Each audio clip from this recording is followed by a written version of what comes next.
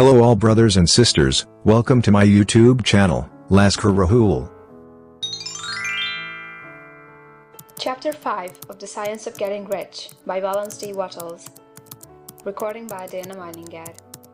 Chapter 5 Increasing Life. You must get rid of the last vestige of the old idea that there is a deity whose will it is that you should be poor, or whose purposes may be served by keeping you in poverty.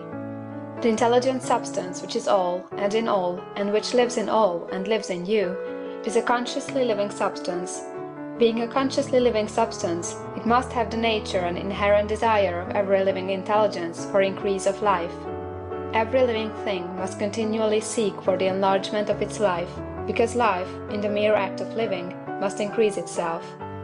A seed, dropped into the ground, springs into activity, and in the act of living produces 100 more seeds. Life, by living, multiplies itself. It is forever becoming more. It must do so if it continues to be at all. Intelligence is under the same necessity for continuous increase. Every thought we think makes it necessary for us to think another thought. Consciousness is continually expanding. Every fact we learn leads us to the learning of another fact.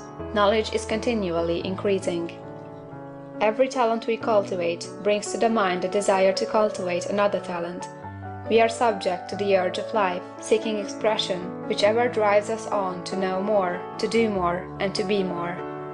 In order to know more, do more, and be more, we must have more. We must have things to use, for we learn, and do, and become only by using things. We must get rich, so that we can live more. The desire for riches is simply the capacity for larger life seeking fulfillment. Every desire is the effort of an unexpressed possibility to come into action. It is power seeking to manifest which causes desire. That which makes you want more money is the same as that which makes the plant grow. It is life, seeking fuller expression. The one living substance must be subject to this inherent law of all life. It is permeated with the desire to live more. That is why it is under the necessity of creating things. The one substance desires to live more in you, hence it wants you to have all the things you can use. It is the desire of God that you should get rich. He wants you to get rich, because He can express Himself better through you if you have plenty of things to use in giving Him expression. He can live more in you if you have unlimited command of the means of life.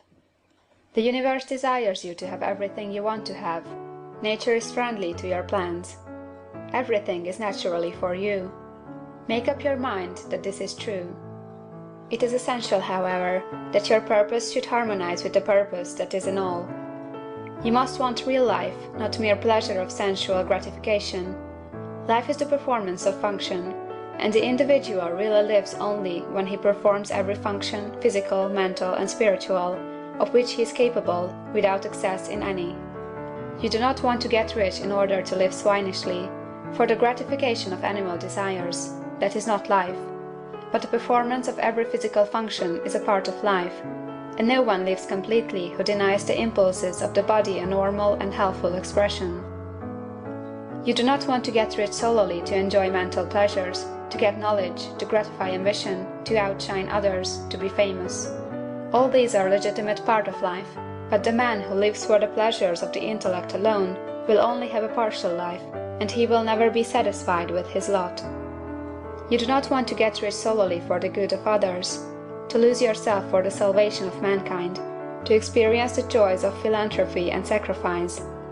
The joys of the soul are only a part of life, and they are no better nor nobler than any other part. You want to get rich in order that you may eat, drink, and be merry when it is time to do these things, in order that you may surround yourself with beautiful things, see distant lands, feed your mind, and develop your intellect, in order that you may love man and do kind things, and be able to play a good part in helping the world to find truth.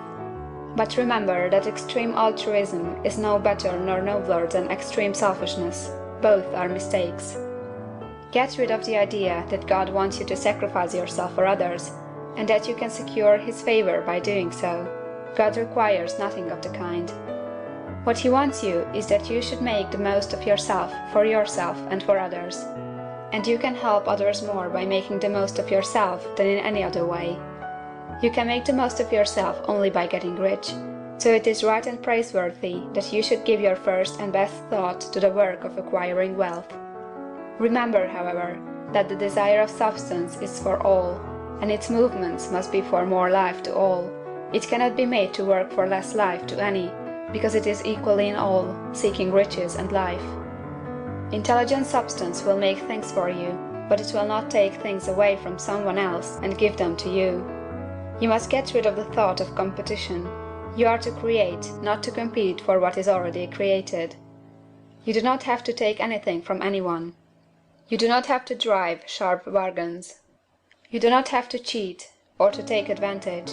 You do not need to let any man work for you for less than he earns. You do not have to covet the property of others, or to look at it with wistful eyes. No man has anything of which you cannot have the like, and that without taking what he has away from him. You are to become a creator, not a competitor. You are going to get what you want, but in such a way that when you get it, every other man will have more than he has now. I am aware that there are men who get a vast amount of money by proceeding in direct opposition to the statements in the paragraph above, and may add a word of explanation here. Men of the plutocratic type, who become very rich, do so sometimes purely by their extraordinary ability on the plane of competition, and sometimes they unconsciously relate themselves to substance in its great purposes and movements for the general racial upbuilding through industrial evolution. Rockefeller, Carnegie, Morgan, and others have been the unconscious agents of the supreme in the necessary work of systematizing and organizing productive industry, and in the end, their work will contribute immensely toward increased life for all. Their day is nearly over. They have organized production, and will soon be succeeded by the agents of the multitude who will organize the machinery of distribution. The multimillionaires are like the monster reptiles of the prehistoric eras. They play a necessary part in the evolutionary process, but the same power which produced them will dispose of them. And it is well to bear in mind that they have never been really rich. A record of the private lives of most of this class will show that they have really been the most abject and wretched of the poor. Riches secured on the competitive plane are never satisfactory and permanent. They are yours today and another's tomorrow. Remember, if you are to become rich in a scientific and certain way, you must rise entirely out of the competitive thought. You must never think for a moment that the supply is limited. Just as soon as you begin to think that all the money is being cornered and controlled by bankers and others, and that you must exert yourself to get laws passed to stop this process and so on, in that moment you drop into the competitive mind, and your power to cause creation is gone for the time being, and what is worse, you will probably arrest the creative movements you have already instituted.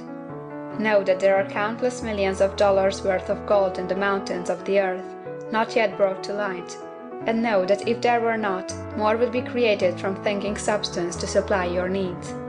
Know that the money you need will come, even if it is necessary for 1,000 men to be led to the discovery of new gold mines tomorrow. Never look at the visible supply, look always at the limitless riches in formless substance, and know that they are coming to you as fast as you can receive and use them. Nobody, by cornering the visible supply, can prevent you from getting what is yours. So never allow yourself to think for an instant that all the best building spots will be taken before you get ready to build your house, unless you hurry. Never worry about the trusts and combines, and get anxious for fear they will soon come to own the whole earth. Never get afraid that you will lose what you want because some other person beats you to it. That cannot possibly happen. You are not seeking anything that is possessed by anybody else. You are causing what you want to be created from formless substance, and the supply is without limits. Stick to the formulated statement. There is a thinking stuff from which all things are made, and which, in its original state, permeates, penetrates, and fills the interspaces of the universe. A thought, in this substance, produces the thing that is imaged by the thought. Man can form things in his thought, and, by impressing his thought upon formless substance, can cause the thing he thinks about to be created. End of chapter 5.